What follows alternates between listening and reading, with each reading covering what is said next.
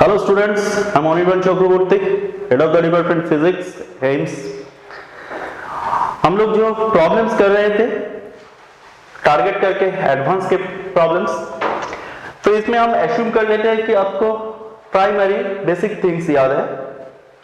तो आज हम लोग एक सर्किट एनालिसिस करेंगे। तो ऐसा एक प्रॉब्लम हम लोग चॉइस करेंगे जहां से सर्किट एनालिसिस के बहुत सारे कॉन्सेप्ट्स एक ही प्रॉब्लम में आ जाएगा। तो मैं थोड़ा रिकैपिचुलेट कर देता हूं सर्किट एनालिसिस। ये तो बहुत कॉमन टॉपिक है, आपको कम से कम 2 सवाल मिलेगा एडवांस में। सबसे पहले सर्किट एनालिसिस में आपको ब्रांच इक्वेशन लिखना जरूरी है।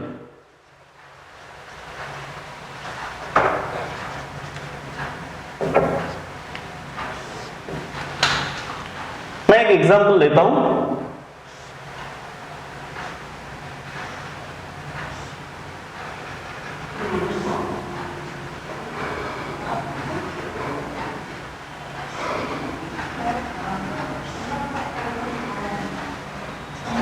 This is point A, this is point B. Suppose 2 ampere current is flowing through this branch. 2 ampere current जा रहा है, ये 2 वोल्ट है, ये 2 ओहम है, ये 4 वोल्ट है, ये 3 ओहम है। तो मुझे पूछा गया है ए और बी पॉइंट के बीच में पोटेंशियल डिफरेंस कितना है। तो हम क्या करेंगे, सबसे पहले ए पॉइंट का पोटेंशियल लिखेंगे VA। अभी मैं जिस रास्ते से जा रहा हूं वहां पर एक बैटरी मिला मुझे, तो यहां पर देखिए बैटरी का पोटेंशियल गेन हो रहा है, ये सबको पता ही है, मैं सिर्फ एक बार रिकैपिचुलेट कर देता हूं।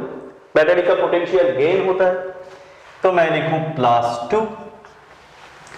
करंट ये रेजिस्टेंस के थ्रू जा रहा है, तो यहां पर पोटेंशियल ड्रॉप होगा। कितना करंट जा रहा है, 2 एम्पियर, तो 2 × 2 ये पोटेंशियल ड्रॉप होगा। फिर आपको एक बैटरी मिला, यहां पर देखिए पोटेंशियल ड्रॉप हो रहा है, इसका मतलब -4। फिर यहां पर भी पोटेंशियल ड्रॉप हो रहा है, -3 × 2, that should be equals to VB। तो VA +2 -4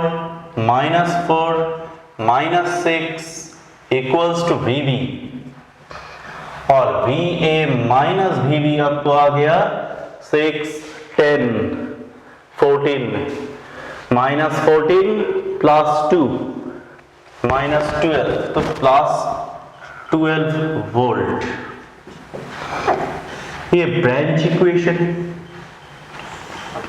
तो सर्किट एनालिसिस लिखने से पहले आपको ब्रांच इक्वेशन लिखना जरूरी है, number 1। Number 2, batteries, cells, cell combination.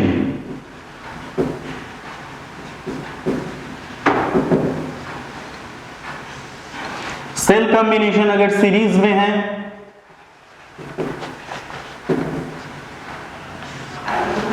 Series में सेल कॉम्बिनेशन देख रहे हैं हम, तो सोचिए यहां पर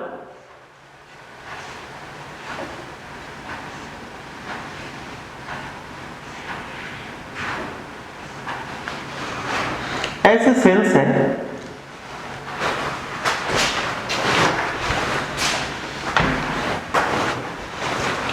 हर एक सेल के साथ एक इंटरनल रेजिस्टेंस भी जोड़ देते हैं।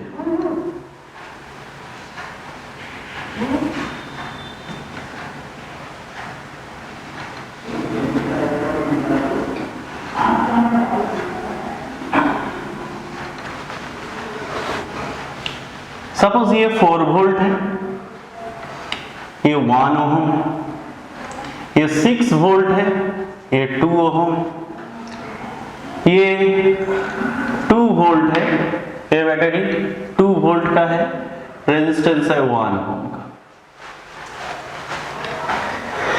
अब इस सीरीज में जो ये 3 सेल कनेक्टेड है, यहां पर ध्यान देने वाला बात क्या है, ये जो बैटरी है इसका नेगेटिव टर्मिनल दूसरा बैटरी का पॉजिटिव टर्मिनल के साथ जुड़ा हुआ है, तो ये सेल इस डायरेक्शन में करंट फ्लो कराएगा, इस सेल से इस डायरेक्शन में करंट फ्लो होगा, लेकिन इस सेल में इस डायरेक्शन में करंट फ्लो होगा, तो नेट करंट चेंज हो जाएगा। तो ऐसे केस में हम क्या करते हैं, कोई भी एक पर्टिकुलर डायरेक्शन को पॉजिटिव ले लेते हैं और दूसरे डायरेक्शन को नेगेटिव ले लेते हैं। तो ये जो सिचुएशन है, इसके लिए हम इक्विवेलेंट ईएमएफ, ई इक्विवेलेंट क्या लिख सकते हैं? अगर हम लेफ्ट हैंड साइड को पॉजिटिव ले लेते हैं, तो पॉजिटिव में ये 4 वोल्ट आया, पॉजिटिव में ये 6 वोल्ट आया, और नेगेटिव डायरेक्शन में ये 2 वोल्ट आया। तो हालांकि यहां पर 6 4 10 प्लस 2 12 वोल्ट का बैटरी लगाया हुआ है सीरीज में, लेकिन आपको इफेक्टिवली कितना मिलेगा? 8 वोल्ट मिलेगा। तो ये सेल तो रॉन्गली कनेक्टेड है। अभी ध्यान देने वाला और एक ध्यान देने वाला बात है, यहां पर internal equivalent resistance, cells rightly connected हो या रॉन्गली कनेक्टेड, रेजिस्टेंस सर्किट में बरकरार रहेगा। इसका मतलब रेजिस्टेंस का तो कोई चेंज नहीं होगा। तो हम यहां पर इक्विवेलेंट रेजिस्टेंस जब लिखेंगे तो 3 रेजिस्टेंस सीरीज में आ रहा है, तो 3 रेजिस्टेंस सीरीज में आ रहा है, इसका मतलब 1 + 2 + 1 = 4 ओम नेट इंटरनल रेजिस्टेंस। ये इक्विवेलेंट रेजिस्टेंस नहीं है, हालांकि इक्विवेलेंट रेजिस्टेंस वही होगा जो इंटरनल रेजिस्टेंस के साथ एक्सटर्नल रेजिस्टेंस कनेक्टेड होगा।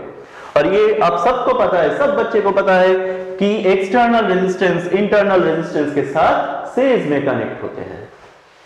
ओके, तो ये सीरीज कॉम्बिनेशन देखा हमने। अभी पैरेलल कॉम्बिनेशन में थोड़ा देख लेते हैं।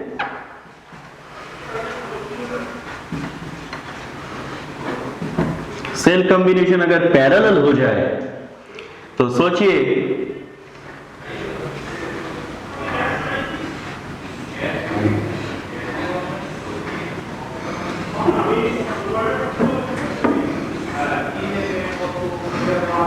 मैं यहां पर भी 3 सेल लगा रहा हूं, तो 3 सेल के साथ 3 इंटरनल रेजिस्टेंस जोड़ देता हूं।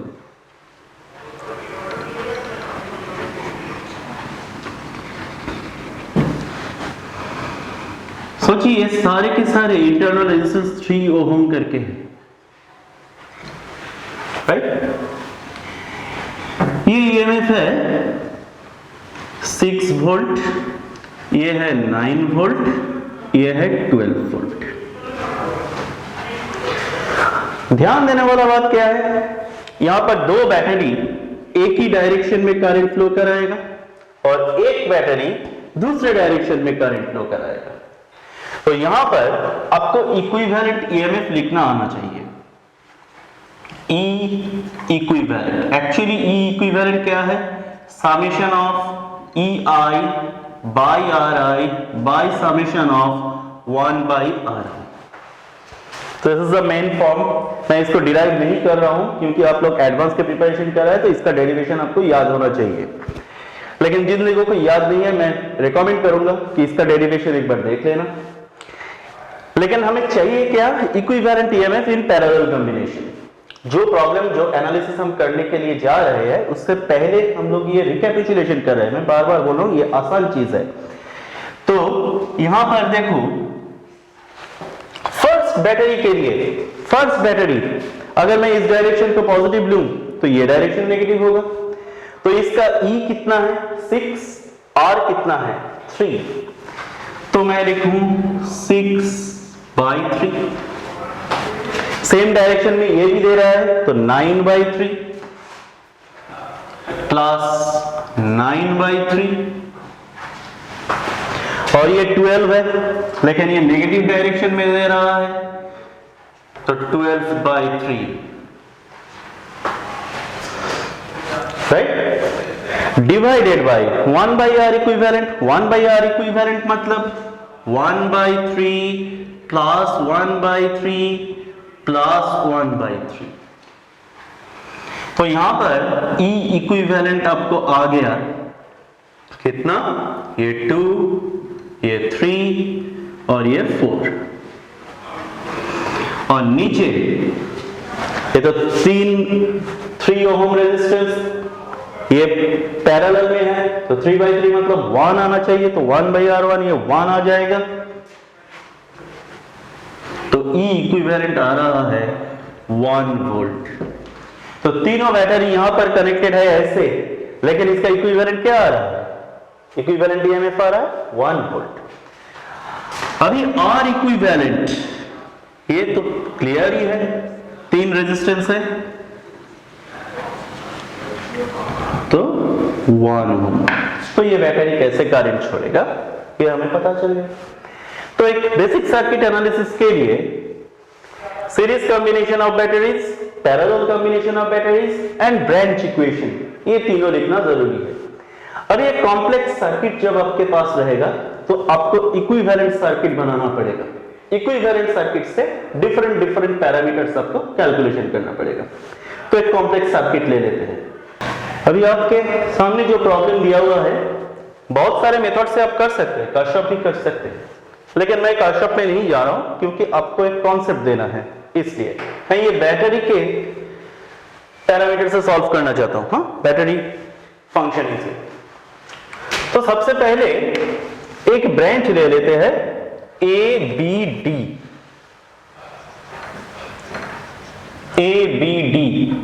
ये जो ब्रांच है, ये ब्रांच में ये एक सेल इस तरफ करंट भेज रहा है, और ये जो बैटरी है 2 वोल्ट ये इस तरफ करंट भेज रहा है। ये सेल इस तरफ और ये सेल इस तरफ करंट भेज रहा है। तो ये 2 वोल्ट वाला और ये 1 वोल्ट वाला, तो मैं नेट इक्विवेलेंट कैसे कैलकुलेट करूं? E इक्विवेलेंट ABB ब्रांच में 2 वोल्ट माइनस 1 वोल्ट, 1 वोल्ट, लेकिन रेजिस्टेंस तो बरकरार रहेगा। स्मॉल r इक्विवेलेंट क्या आया आपको? 1 ओम एंड 2 ओम, 3 ओम आ गया, राइट। अब ये दूसरा एक ब्रांच लीजिए BCD।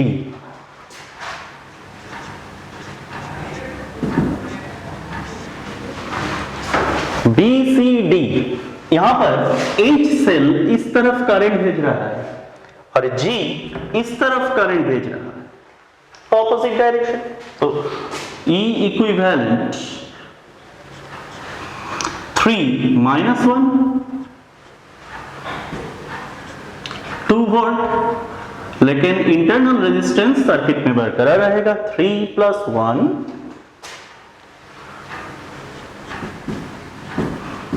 4 ओम। तो इसके हिसाब से हम एक इक्विवेलेंट सर्किट बना सकते हैं जिसका 2 ब्रांच है और 2 ब्रांच का इक्विवेलेंट रेजिस्टेंस और इक्विवेलेंट ईएमएफ दिया हुआ है। तो इसको हम एक इक्विवेलेंट सर्किट बना लेते हैं।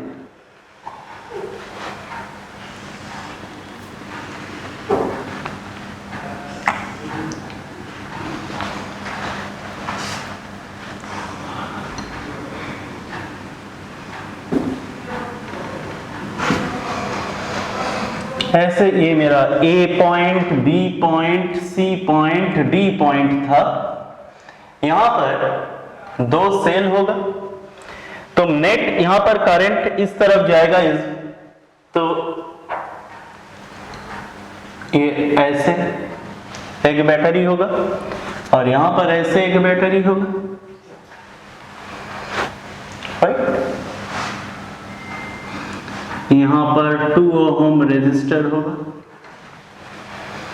यहां पर एक इंटरनल रेजिस्टेंस होगा, यहां पर एक इंटरनल रेजिस्टेंस होगा। यहां पर इक्विवेलेंट कितना?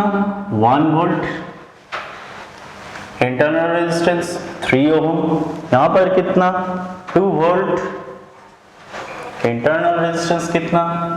4 ओम, और ये है 2 ओम। देखिए इक्विवेलेंट सर्किट समझ में आया कि नहीं आया?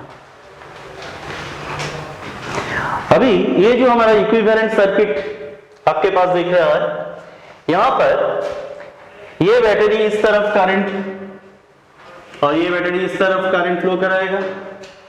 दूसरी तरफ से आप सोचिए इसका नेगेटिव टर्मिनल इसके पॉजिटिव टर्मिनल के साथ जुड़ा हुआ है, मतलब ये पैरेलल कॉम्बिनेशन में दोनों बैटरी अलग अलग है। तो E इक्विवेलेंट अभी हम लोग सीखे हैं, E equivalent equals to summation of EI by RI by summation of 1 by RI। तो फर्स्ट बैटरी के लिए ये मेरा हायर वोल्टेज है, तो इसको फर्स्ट बैटरी ले लेता हूं 2/4 और ये ऑपोजिटली कनेक्टेड है इसलिए -1/3। यहां पर रेजिस्टेंस क्या है, एक में 4 और एक में 3, तो 1/4 -1/3। हाँ तो बेटे यहां पर आ रहा है 12, 6 - 4 2 और यहां पर आ रहा है 7/12, तो 2/7 वोल्ट इक्विवेलेंट ईएमएफ आ रहा है आपके पास। 1/R इक्विवेलेंट नहीं लिखे, डायरेक्टली R इक्विवेलेंट लिख लेते हैं, 3 × 4/3 + 4, that means 12/7 ओम। तो ये जो बैटरी है, फाइनल जो बैटरी आया उसका E इक्विवेलेंट मिल गया, R इक्विवेलेंट मिल गया, तो सर्किट में कितना करंट बहेगा, I = E equivalent by R equivalent. E equivalent क्या है 2/7 और R इक्विवेलेंट क्या है 7/12, 7 कैंसिल, 1/6 एम्पियर। ये 1/6 एम्पियर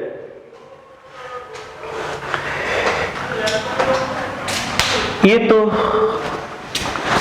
हम लोग और एक कैलकुलेशन करेंगे, अभी आई नहीं है। तो ये इंटरनल रेजिस्टेंस 12/7 आया, इसके साथ ये एक्सटर्नल रेजिस्टेंस भी था 2 ओम।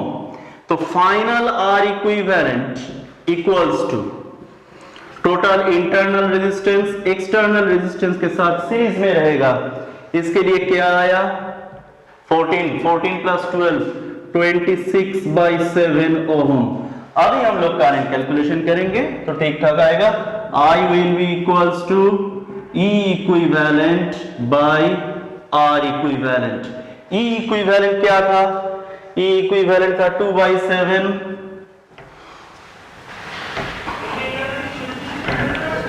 2/7 और R equivalent है 26/7। तो I आपके पास आ जाएगा 2/7 × 7/26, 1/13 एम्पियर। बहुत जरूरी है 1/13 एम्पियर करंट के लिए। अभी आपको B और D में पूछा गया, B और D में पूछा गया, तो आप यहां से स्टार्ट कर रहे हैं, यहां तक जाएंगे। ध्यान देने वाला बात है, यहां पर ये B और C का पोटेंशियल सेम है, A और D का पोटेंशियल सेम है। हम इसको उठा के पैरेलल भी लगा सकते हैं, लेकिन ऐसे करने की जरूरत नहीं है, डायरेक्टली ब्रांच इक्वेशन लिखने से पता चल जाएगा। यहां पर पोटेंशियल VB, DB, करंट कितना आ रहा है 1/13 करंट आ रहा है,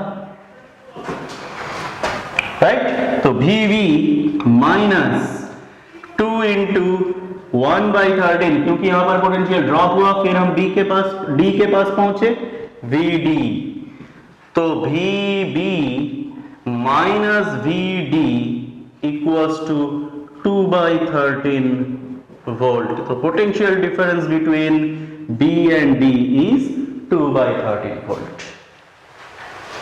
लगता है आपको समझ में आया। अभी ये सेम प्रॉब्लम को मैं थोड़ा और आगे बढ़ा रहा हूं। अभी आपसे पूछा गया find the current through each cell. अभी हर एक सेल कितना करंट भेजेगा। अभी देखिए ये दोनों का जो इक्विवेलेंट सेल, ये तो एक ही करंट इस ब्रांच में जाएगा, सिमिलरली इस ब्रांच में भी एक ही करंट जाएगा। तो हमें सिर्फ इक्विवेलेंट सर्किट में करंट निकालने से काम चल जाएगा। यहां पर एक करंट आएगा, यहां पर एक करंट आएगा, यहां का करंट का वैल्यू आप I1 लिखिए तो यहां पर I2 हो जाएगा। तो हमें I1 और I2 निकालना है। यहां पर भी ब्रांच इक्वेशन कमाल के काम करते हैं। अब डायरेक्टली करंट आपको मिल जाएगा। अब देखिए मैं कहां से शुरुआत करूंगा, एक ब्रांच के लिए BAD, चलिए BAD ले लेते हैं। पाथ BAD, B पॉइंट का पोटेंशियल, चलते चलते पोटेंशियल गेन हुआ, पोटेंशियल गेन हुआ तो +1। मैं जिस डायरेक्शन में जा रहा हूं करंट उसी डायरेक्शन में जा रहा है, तो -I2 × 3 आकर हम D पॉइंट में पहुंच गए। तो VB minus VD +1 equals to 3 × I2। लेकिन बेटे VB माइनस VD ऑलरेडी हम लोग निकाल चुके हैं 2/13, तो यहां पर क्यों हम इसको प्लेस कर देते हैं 2/13 +1 इक्वल्स टू 3I2।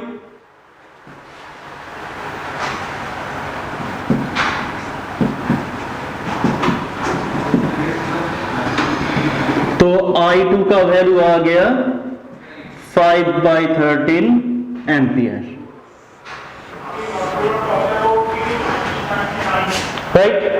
मैं ब्रांच करंट कैसे निकालते हैं इसलिए ऐसे कर रहा हूं, आप और भी शॉर्टकट में भी कर सकते हैं, लेकिन ये इक्वेशन फॉर्म करने के लिए जो तरीका है वो लिखना जरूरी है, इसलिए मैं ऐसे कर रहा हूं आपको। तो पाथ BCD में आइए, BCD कैसे लिखेंगे, VB, यहां पर कुछ नहीं, मैं जिस डायरेक्शन में जा रहा हूं करंट ऑपोजिट डायरेक्शन में जा रहा है, तो +I1 मल्टीप्लाइड बाई 4, फिर पोटेंशियल ड्रॉप हुआ -2 इक्वल्स टू VD। तो VB minus VD +2 equals to 4I1। VB minus VD हम लोग ऑलरेडी निकाल चुके हैं 2/13 +2 4I1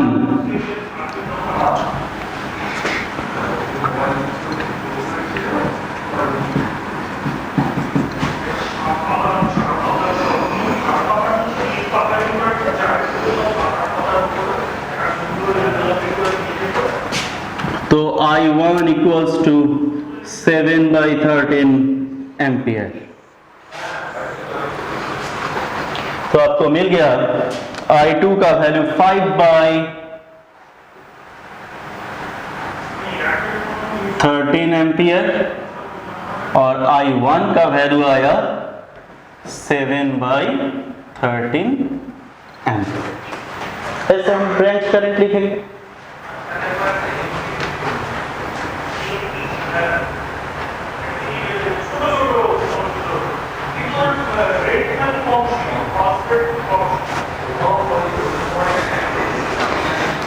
यहां पर बेटे ये तो माइनस होना चाहिए, सॉरी, यहां पर ये माइनस होना चाहिए।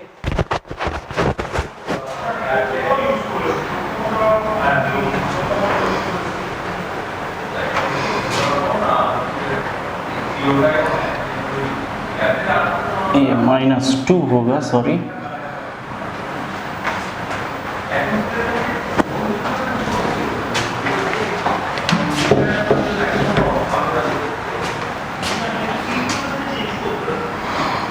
तो 4I1 इक्वल्स टू 2 - 2/13 24/13। तो I1 आ गया 6/13 एम्पियर। तो ये जो 7/13 लिखा था इसको आप 6/13 कर लीजिए बस। तो ऐसे हम ब्रांच करंट निकालेंगे। अभी इस प्रॉब्लम को हम थोड़ा सा और आगे बढ़ाते हैं। Find the ratio of the potential difference across the terminals of the cell G to cell H। मतलब ये जो सेल है और ये जो सेल है, ये दोनों सेल के अक्रॉस पोटेंशियल डिफरेंस का रेशियो चाहिए मुझे। अभी मजे का बात यह है कि हम लोग तो इक्विवेलेंट सर्किट बना चुके हैं, तो इस ब्रांच में भी अभी करंट कितना बहेगा? 6/13।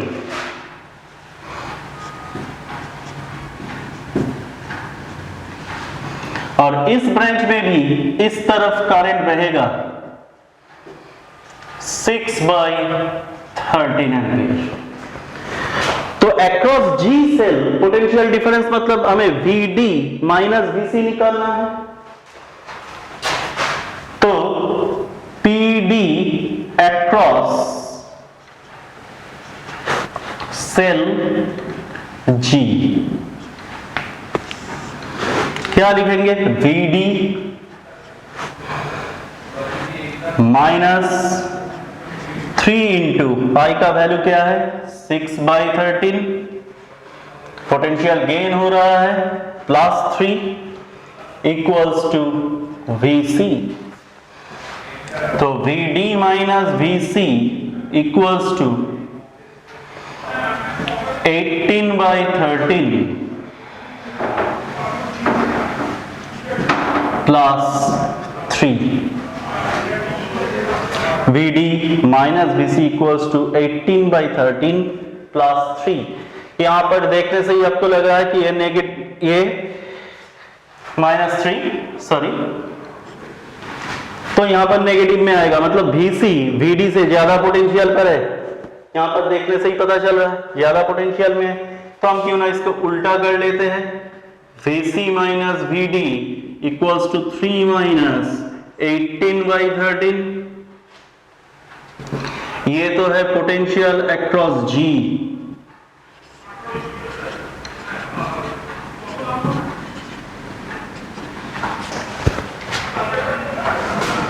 Twenty 21/13 volt. यह है सेल G के लिए। PD across